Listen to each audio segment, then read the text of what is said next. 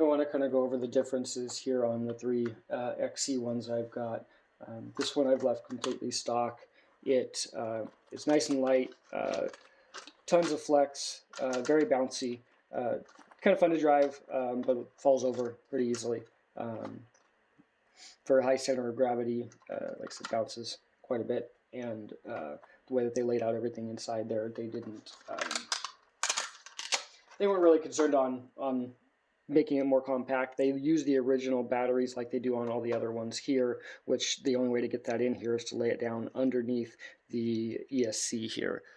So ESC is all up high, up inside there.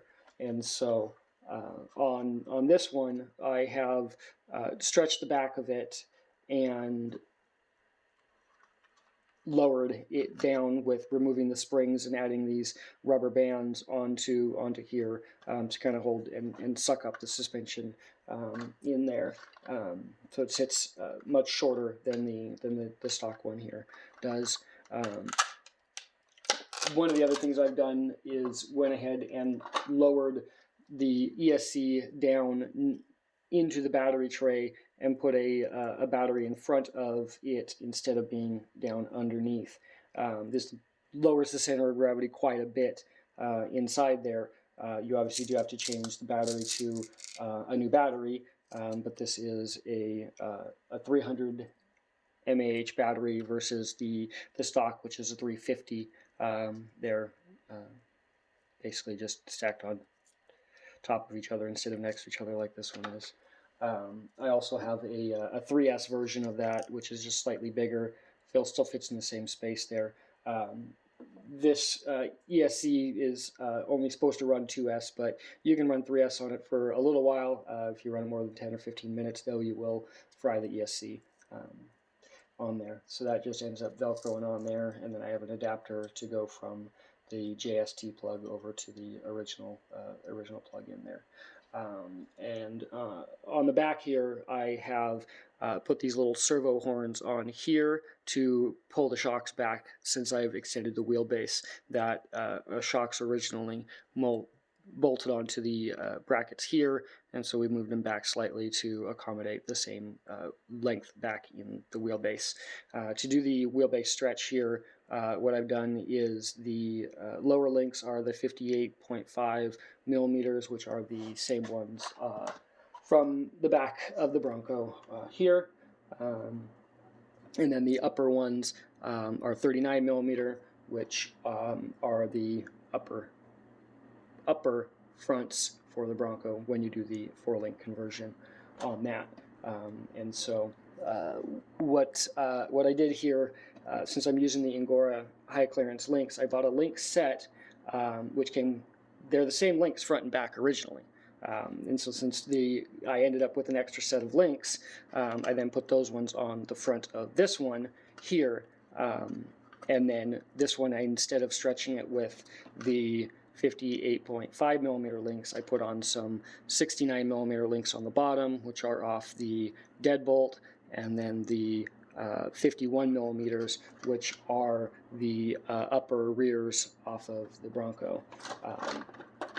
And so that stretched the wheelbase out quite a bit. So on this one, I still use those servo horns here just to help stabilize the back bracket for the body mount, because I actually bolted them on to the same bolt as the body mount bolt is, which then moved them back about the same distance as the suspension was moved back. On this one here, I'm running the Micro Komodo brushless system on this. The stock ESC I've removed out of its case and stuck down inside there facing backwards that direction. So all the controls are all coming out the back of it right here, all the plugs coming out, and it is tucked up out of the way of everything but underneath. That way I can put the Lizard Pro and a battery here next to it. And in order to fit the Micro Komodo in here, it comes originally with this skid plate, which is from Furtec, and that ends up dropping your ground clearance quite a bit because it, instead of putting the upper links at these bolt holes here, it moves them down and drops the hole, moves the bolt holes down and drops the whole transmission and everything down, so that way it can clear the battery bracket here. What I ended up doing is taking the battery bracket and flipping it upside down, so that way the battery was on top of it instead of being below it, which gave me enough room for the transmission to clear here and the motor to clear. I ended up putting a O-ring under the front bolt to kind of crook it a little bit, so that way it made sure and missed this link, because the upper link is bolted onto the frame right here instead of being down off the skid plate like they are on a lot of the other ones.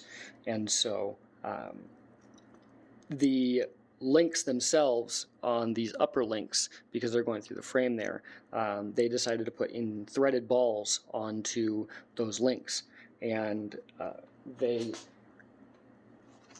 for some reason, decided they wanted to put threaded on both front and rear, even though it only needs to be threaded on the rear.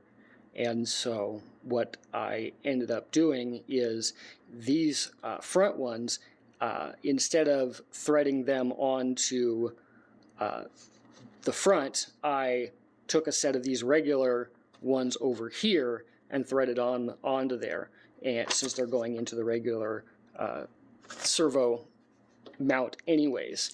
And so that allowed me to do 2 sets of these with one, because you need them on the 51 millimeter links. I have a set of those threaded on, and then on here, so that way I was able to get 4 of those, which kind of makes one of these fit 2 vehicles, and all I had to do was buy a 51 millimeter link, a 69 millimeter link, a 39, and then the 58.5. And you can actually buy those all separately off Ingora's website, rather than buying full sets of all of those.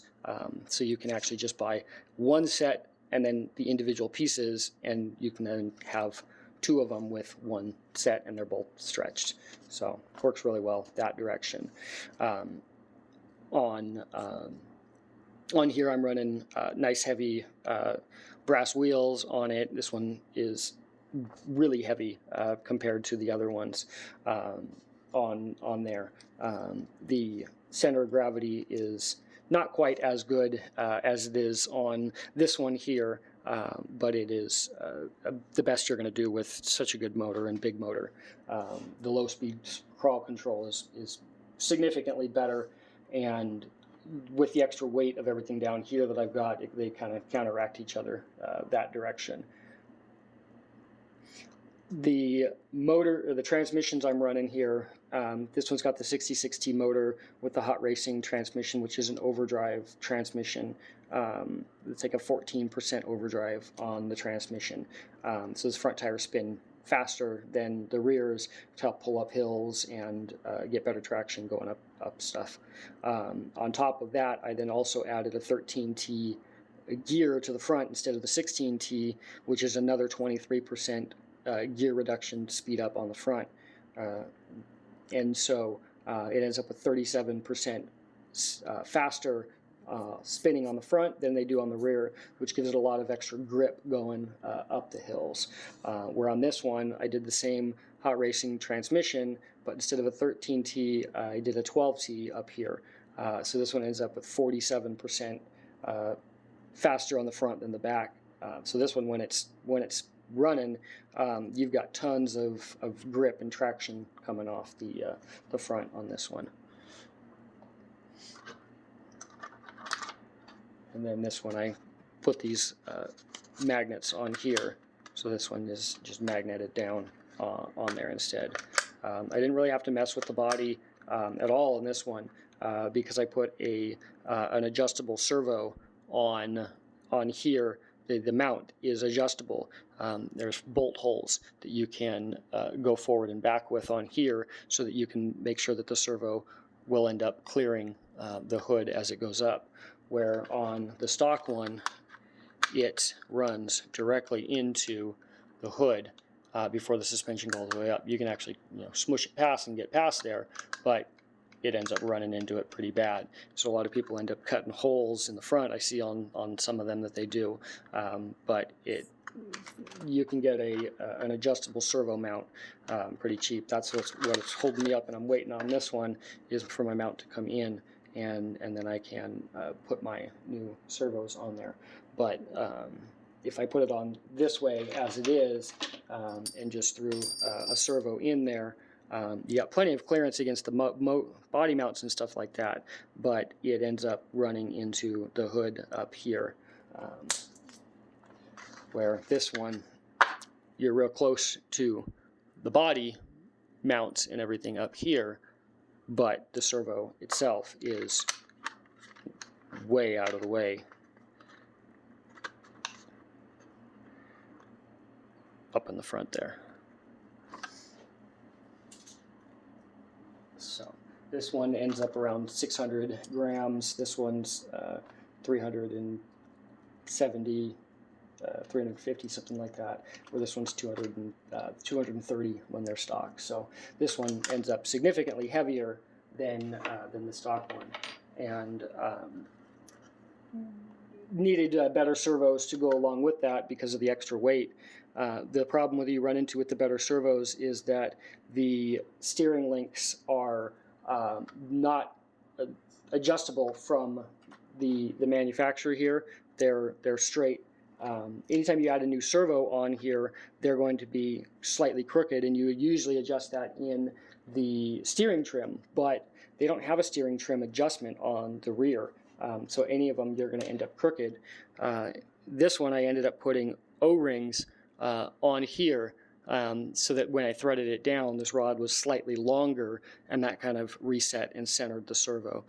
So that using a threaded rod like this, as opposed to a solid rod like this one gets, is a lot better in the rear or these, because you do not have the adjustment to be able to center the servo unless you put some O-rings there. So that's the three of them. This one is obviously the best, but they all work pretty good.